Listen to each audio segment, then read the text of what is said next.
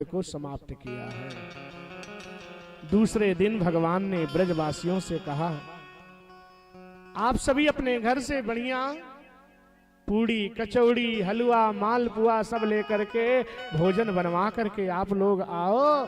हम सब ब्रजवासी यहीं पर बैठ करके बढ़िया भोजन प्रसाद को ग्रहण करेंगे। भगवान का एक परम मित्र था जिसका नाम था मधुमंगल। मधुमंगल बहुत गरीब था, उसके यहाँ खाने की कुछ व्यवस्था नहीं थी। उसकी माँ ने क्या किया था, मधुमंगल को यशोदा के यहाँ छोड़ दिया था, क्योंकि उसके यहाँ खाने तक के लिए कुछ नहीं था। मधुमंगल से भगवान कन्हैया ने कहा, आज मेरे घर से तुमको कुछ नहीं लेना है, अपने घर से जाकर के कुछ ना कुछ खाने के लिए ले आओ। अपने घर से कुछ ना कुछ खाने के लिए लेकर के आओ। मधुमंगल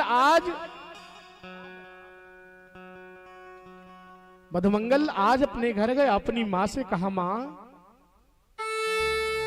मेरा कन्हैया आज मुझसे बोला है कि कुछ ना कुछ अपने घर से जा करके मांग करके ले आओ। सारे ग्वाल वाल अपने घर से बढ़िया सुंदर पूड़ी कचौड़ी मालपुआ सब बनवा करके भगवान कन्हैया के लिए लेकर के जाएंगे। हे माँ, हमारे घर में आज क्या है, मुझे भी कुछ दो, मैं भी ले जा करके अपने घर से कुछ ना कुछ कन्हैया को खिलाऊं।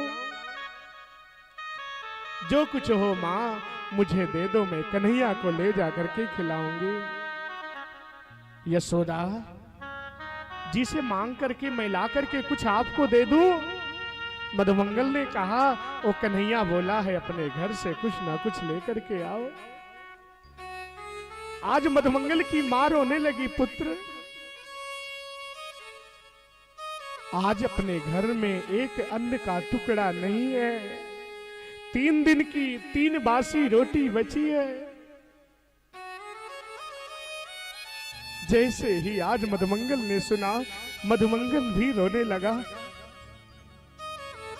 कि हे प्रभु, आज मेरे घर में भी आप अन्न दिए होते, धन दिए होते, मैं भी आपके लिए सुंदर व्यंजन बना करके मैं आपको भेंट करता।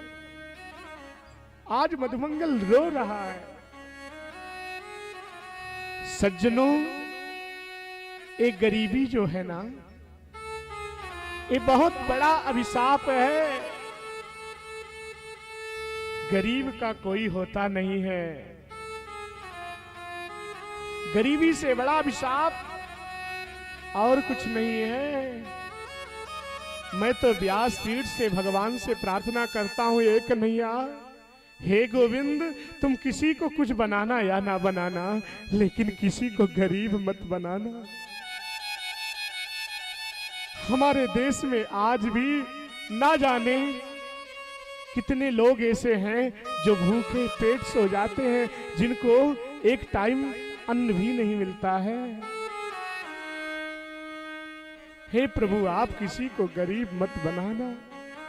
हमारा तो निजी अनुभव है, जब आपके पास 2 रुपया नहीं होता है ना, तो कोई आपसे बात नहीं करता है, आपको कोई पूछता नहीं है, आपको कोई उधार नहीं देता है।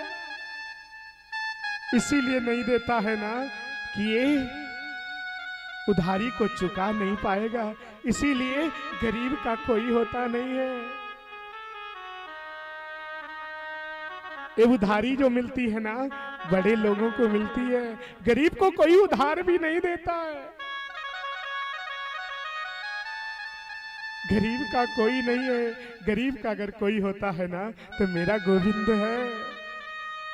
धन की वजह से हमारे आपके बच्चे पढ़ नहीं पाते हैं, उनको अच्छे वस्त्र हम नहीं दे पाते हैं, उनकी ख्वाहिशों को हम सब पूरा नहीं कर पाते हैं। तो हमारे आपके बच्चे जब पढ़ते नहीं हैं तो अनपढ़ रहते हैं, बेरोजगार रहते हैं। हे गोविंद, हे ईश्वर, तू मौत दे दे, लेकिन किसी को गरीब मत बना। क्योंकि जो अपने होते हैं ना, गरीबी में वो भी साथ छोड़ देते हैं। लोग गरीब को न्योता नहीं देते हैं, सच बताऊं, क्योंकि वो जानता है गरीब है, फटे पुराने कपड़े पहन करके आएगा ना तो मेरी शोभा को कम कर देगा, मेरी शोभा को समाप्त कर देगा। हमारे गुरुजी कहते हैं जगत में कोई साथ दे आना दे गरीब का, लेकिन गोविंद के सहारे अगर डटा रहेगा ना, मेरा गोविंद एक ना एक दिन उसके जीवन पर अवश्य कृपा बरसाएंगे। कितना प्रिय रिश्ता क्यों ना हो, जब जीवन में कष्ट आता है, दुख आता है, गरीबी आती है ना, तो सारे रिश्ते टूटने लगते हैं। गरीब में कोई अपना होता नहीं है। भगवान के घर देर है पर अंधेर नहीं है। गरीबी की वजह से कितने लोगों का इलाज नहीं हो पाता है, अंत में पड़ता है। अभी परसों एक फोन आया था लखनऊ से, एक हमारे जानने वाले हैं, वो अपने परिवार से किसी को भर्ती करने के लिए लखनऊ लेकर के गए। मेडिकल कॉलेज में उनको रिफर किया गया था, वहां सीट खाली नहीं थी। वहां इतने दलाल बाहर उनको मिल गए, इस हॉस्पिटल में चलो, उस हॉस्पिटल में चलो, छीना झपटी करने लगे। एक एम्बुलेंस वाले ने उनको अपने बातों में लेकर के एक हॉस्पिटल में ले गया, तुरंत कहा 1.5 लाख रुपए पहले जमा कर दो। तभी उनके एक मित्र का फोन आया, कुछ हॉस्पिटल में मत रुको, हमारे पास आ जाओ। निकलने लगे, वहां के डॉक्टर, वहां के जो कार्य करने वाले थे ना, उनको छोड़ नहीं रहे थे, जाने नहीं दे रहे थे। हमारे आपके जीवन में ये चिकित्सा और शिक्षा इतनी महंगी हो गई है ना कि हर गरीब आगे नहीं बढ़ सकता है, हर गरीब के प्राण नहीं बच सकते हैं। चिकित्सा इतनी महंगी हो गई है और शिक्षा भी इतनी महंगी हो गई है। इसीलिए भगवान से प्रार्थना है, प्रभु आप सब कुछ बना देना, लेकिन किसी को गरीब मत बनाना। आज 3 दिन की बासी रोटी वो मदमंगल लिया और लेकर के रोता हुआ वृंदावन धाम पहुंच गया। मामा ने एक दैत्य का और भेजा जिसका नाम था अघासुर, जो अजगर के रूप में आया और आकर के एक मुख का पृथ्वी पर और एक आकाश में फैला करके बैठ गया। सारे ग्वाल बाल बछड़े गैया सब आज उसी के मुख में चले गए। एक कोई पल्सर गाड़ी खड़ी है भैया रास्ते में, जिसकी भी वो हटा लीजिए, वहाँ कई सारी गाड़ियाँ बाधित हो रही हैं। यूपी 42 BU 7021 जिसकी हो आप उसको थोड़ा सा किनारे लगा लीजिए, उसकी वजह से काफी गाड़ियाँ बाधित हो रही हैं। अघासुर जब अपने मुख को फैला करके बैठा ना, सारे ग्वाल बाल बछड़े गैया सब अघासुर के पेट में पहुंच गए। अंत में मेरा कन्हैया भी अघासुर के पेट में, उदर में पहुंच गया। अघासुर ने अपने मुख को बंद कर लिया, मेरा कन्हैया उसके उदर में समा गया। भगवान ने क्या किया, अपना विराट रूप बना करके अघासुर का कल्याण कर दिया। आज अघासुर का पेट फट गया, सारे ग्वाल बाल निकल करके बाहर आए। भगवान ने कहा कहीं मत जाओ, हम सब आए, चारों तरफ ऐसे घूम गोला बना करके बैठते हैं, मैं आज सबके घर का भोजन प्रसाद ग्रहण करूंगा। भगवान कन्हैया सबके घर का आया हुआ भोजन प्रसाद ग्रहण कर रहे हैं। संत जन कहते हैं भगवान ने सबके घर का लाया हुआ अचार भी भगवान कन्हैया ने खाया है। अपनी अंगुलियों में भगवान कन्हैया ने अचार लगा लिया सबके घर का, एक एक अचार का स्वाद भी मेरे कन्हैया ले रहे हैं। बिभ्रद बेणुर जठर पठयो श्रृंग बेत्रई चकच्छे वामे बाणो स्मरण केवलम तत्फलानि अंगुली से। अंगुलियों में उस अचार को लगा करके स्वाद ले रहे हैं। भगवान ऐसी दिव्य लीला कर रहे हैं कि भगवान को मधुमंगल की याद आ गई। मधुमंगल 3 दिन की बासी रोटी लेकर के एक पेड़ की एक झाड़ी के पीछे खड़े होकर के रो रहा था कि मैं 3 दिन की बासी रोटी अपने कन्हैया को कैसे खिलाऊं। आज कन्हैया रो रहा है एक झाड़ी के पीछे छिप करके।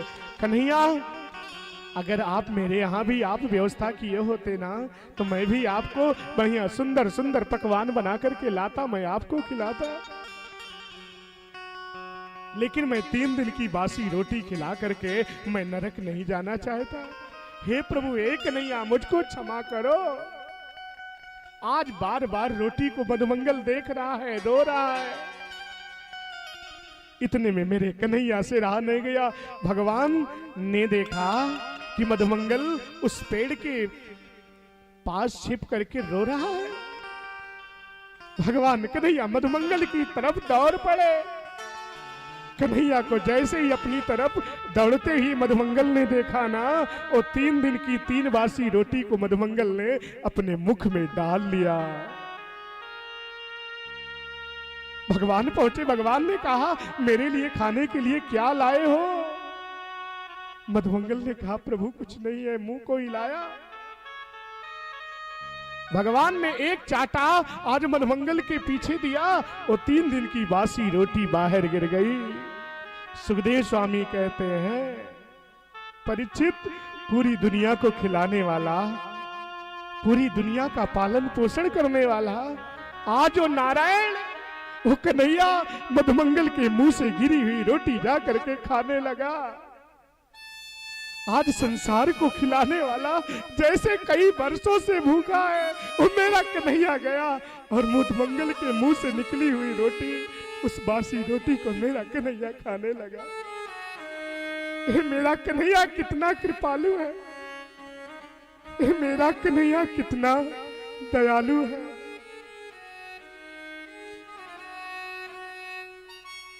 बोली भक्तवत्सल भगवान की जय।